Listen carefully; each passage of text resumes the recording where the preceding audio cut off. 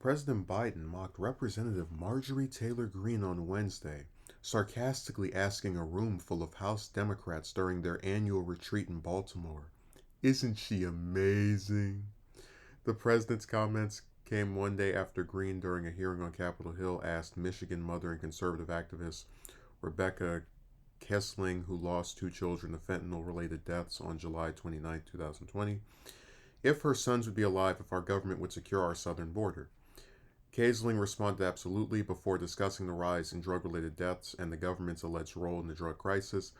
Greene posted a clip of the exchange on Twitter that day, writing, "Listen to this mother who lost two children of fentanyl poisoning.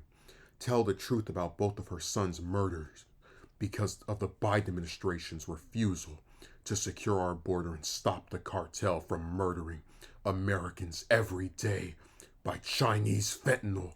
A CNN fact checker, however, pointed out that Greene was falsely pinning the blame on the Biden administration because former President Trump still occupied the White House at the time of the sons' deaths. Biden responded to Greene's claims on Wednesday.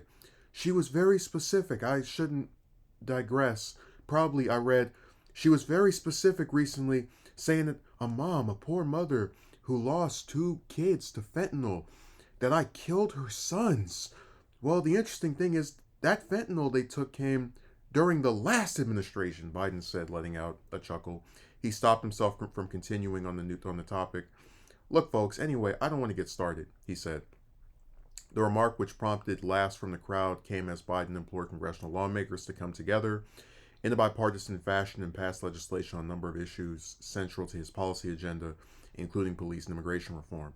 He suggested that moderate GOP lawmakers could help Democrats usher in those initiatives, and said middle of the road conservatives may move toward Democrats if more Republicans like Greene emerge. The firebrand congresswoman, who was first sworn into the House in 2021, has become one of the most outspoken members of the GOP conference and became known for her history of pushing conspiracy theories. Yeah, the new theory that 2020 apparently Biden had already been in the White House. We need to come together on police reform and immigration reform. We need to protect voting rights and the right to choose. Ladies and gentlemen, we got to reinstate Roe v. Wade and pass it nationally. We really do, Biden said. And look, I know as well as you, the MAGA Republicans are not going to get on board for most of these things, but that leaves a lot of Republicans that are still left. By the way, watch what happens. Republicans can help make a significant majority on some of those things. He continued, listing off a number of bills Congress passed in a bipartisan fashion, including the $1.2 trillion infrastructure bill, the CHIPS and Science Act, a gun safety bill, and a Respect for Marriage Act, before turning his attention to Greene. "It's hard as hell, I acknowledge, but it's there," he said, of the possibility for bipartisan cooperation. And a little bit more on Marjorie Taylor Greene, a few more. You're going to have a lot of Republicans running our way. The room of House Democrats erupted in laughs and applause. "Isn't she amazing?" he quipped, sparking more laughs. So, Greene is someone who is known for pushing a lot of stuff that's incorrect. And what's kind of funny is that by trying to say that it was Biden who murdered these two boys, with the immigration policy that he wasn't enacting, she, in a non-direct way, was criticizing Trump because, as the article points out, that happened during Trump's tenure.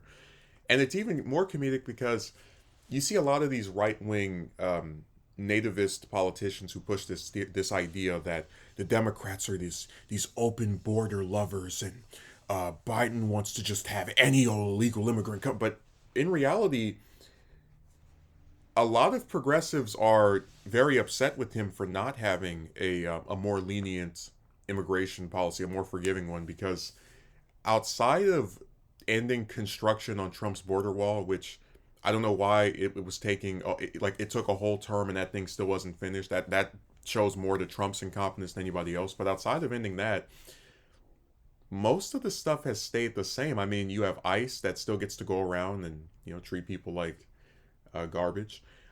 You have pretty much all of the same things that were in place before. In fact, when Biden came into office, there was even a scandal of unprotected or unescorted minors that were coming to the border.